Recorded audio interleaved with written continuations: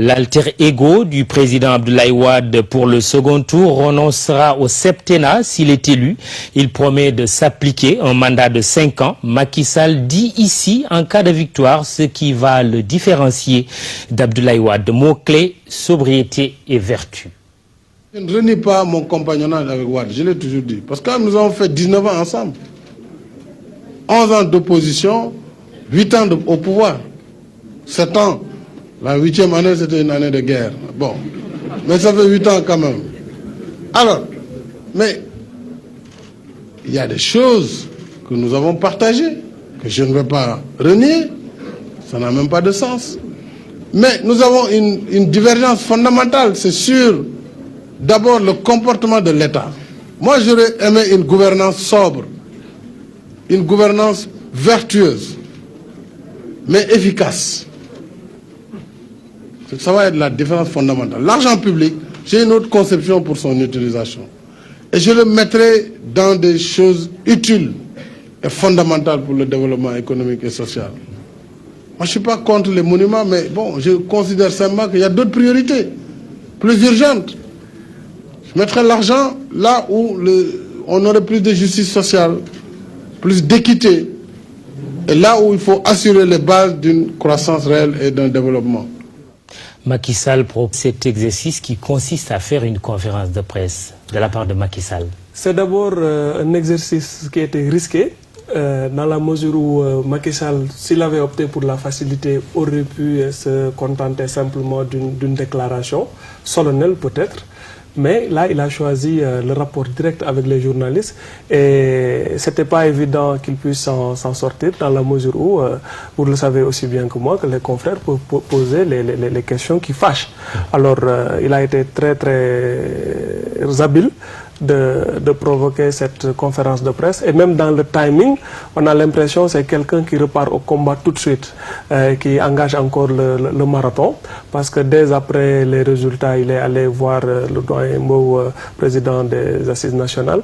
Là, il déroule son plan de communication en optant pour la manière la plus directe, peut-être risqué, exercice périlleux parfois, mais dans lequel je pense globalement il s'est très bien tiré. Dans le fond, cette conférence de presse a-t-elle été un exercice réussi? Je pense que sur l'essentiel, il a réussi en tout cas à éviter les questions qui fâchent et il a pris date avec ses compatriotes sur certains aspects très intéressants qui les intéressent au plus haut point. Notamment, il a anticipé sur une éventuelle crainte sur l'exercice solitaire du pouvoir en se montrant comme un rassembleur, en ne toisant pas ses adversaires malheureux du premier tour. Il a voulu se positionner comme un rassembleur, comme un fédérateur. Je pense que là, il a assez bien réussi cet exercice. Et il a eu le triomphe modeste. Et dans toute sa posture, il a voulu un peu se démarquer de Wade en parlant de sobriété. Quand on sait que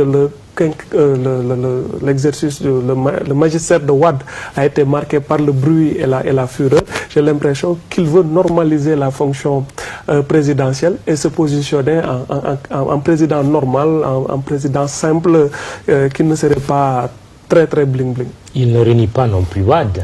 Oui, parce que le reniement aurait pu être une faiblesse majeure que ses compatriotes ne lui pardonneraient pas, parce que quel que soit son mérite personnel, quand même Macky Sall a beaucoup bénéficié du coup de pouce de président Wade, qu'il a nommé très jeune à des stations très importantes. Et je pense que là, il était intéressant pour lui de ne pas apparaître comme le fils indigne qui renie tout et qui jette tout le passé, le bébé et l'eau du bain. Et je pense qu'il a réussi à éviter ça. Mais l'autre aspect, pour aller très vite, qui a attiré moi surtout mon attention, c'est la réaffirmation du principe républicain de l'État. Et ce qui était, à mon avis, un acte même courageux et salutaire, parce que aux ans de règne de Wade ont mis à mal ce principe laïque, et je pense que s'il respecte ses engagements par rapport au caractère laïque de l'État, cette image dégradante de la République couchée, pour emprunter le fameux parallèle qui avait été fait par le professeur Ousseynou Kane, sera un mauvais souvenir pour les républicains. Merci Barkaba. Nous reviendrons plus en détail sur cette conférence de presse de Macky Sall dans nos rendez-vous d'information de demain. Et puis notez que la Cour d'appel de Dakar pourrait publier dès ce soir les